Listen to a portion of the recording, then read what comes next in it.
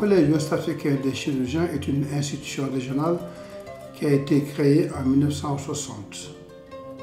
au Nigeria par un Camerounais qui s'appelait Victor Anomango.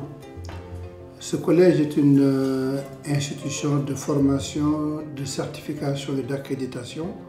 dans des spécialités qui vont de l'ophtalmologie, l'otorhinolaryngologie, la radiologie, la chirurgie dentaire, l'anesthésiologie, la gynécologie et toutes les spécialités chirurgicales. Pour la 5e fois, nous allons tenir la réunion annuelle à Dakar. Cette réunion regroupera à peu près 800 à 900 participants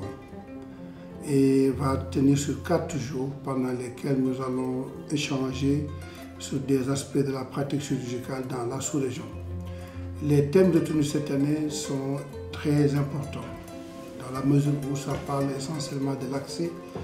universel aux services de chirurgie,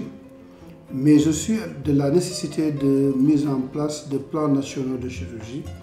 et aussi de la recherche et de l'utilisation de nouvelles technologies dans la formation chirurgicale. Nous allons recevoir à Dakar beaucoup de collèges sœurs, comme on les appelle, dont le Collège ouest-africain des médecins, des pharmaciens et des infirmiers, mais aussi des collèges internationaux comme le Collège des chirurgiens d'Afrique du Centre, du Sud et de l'Est, l'association américaine, le Collège américain de chirurgie d'Angleterre, d'Australie et du Canada. Nous allons avoir pour la première fois des panels qui seront au niveau ministériel, dont le premier sera dédié à l'accès universel aux services de chirurgie, le second aux plans nationaux de chirurgie et enfin le troisième sur l'African Access Initiative, qui est une initiative pour la mise en place de stratégies de disponibilisation des moyens de diagnostic mais aussi de traitement du cancer. Et le ministre de la Santé du Sénégal qui porte ce projet va probablement signer une convention avec une association américaine qui s'appelle BioVenture for Global Health. Et dans cette perspective, le Sénégal sera le 6e pays à entrer dans cette initiative. Mais ce qui a été très remarquable pour la rencontre de cette année, c'est l'organisation d'activités de chirurgie décentralisée. Ces activités existaient souvent 2-3 jours avant la conférence dans les différents pays où cela a eu lieu, avec des collègues qui venaient de pays comme l'Angleterre, les États-Unis, mais aussi d'autres pays de la sous-région, dont le Nigeria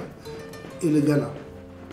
Cette année, nous avons innové en mettant en place une stratégie qui peut-être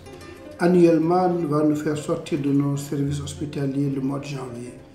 pour aller opérer dans toutes les contrées du Sénégal, ce que nous allons appeler le mois de janvier chirurgical. Et pour la première édition, nous avons pu opérer dans des villes comme Saint-Louis, comme Djoum, Podor, mais aussi à Tivaouane, Thiès, Mbour. Des équipes sont rendues à Fatick, à Kaffrine, à Saint-Louis, mais dans la plupart des hôpitaux du Sénégal, dont Fann, Albert Royer, l'hôpital Baudouin de Guédiawaye, l'hôpital de Grand Yoff, l'hôpital de Dantec, l'hôpital principal de Dakar. Et ces activités centralisées ont été aussi l'opportunité de faire de la formation pour les jeunes médecins avec des collègues qui sont venus de l'étranger et des collègues experts nationaux appuyés par des firmes qui ont pu nous amener le matériel qu'il fallait. Donc là, je pense que cette innovation va être maintenue dans le cadre de la décentralisation des services de chirurgie afin que tout Sénégalais puisse accéder aux services de qualité, quel que soit l'endroit où il se trouve dans le territoire national. Nous allons cette année élever le président de la République, le président Macky Sall, à la dignité de grand patron du collège, ce qu'il a bien voulu accepter. Il a bien soutenu l'organisation de la conférence. Le collège va normalement lui remettre les attributs du collège, nos attributs donc pendant cette conférence,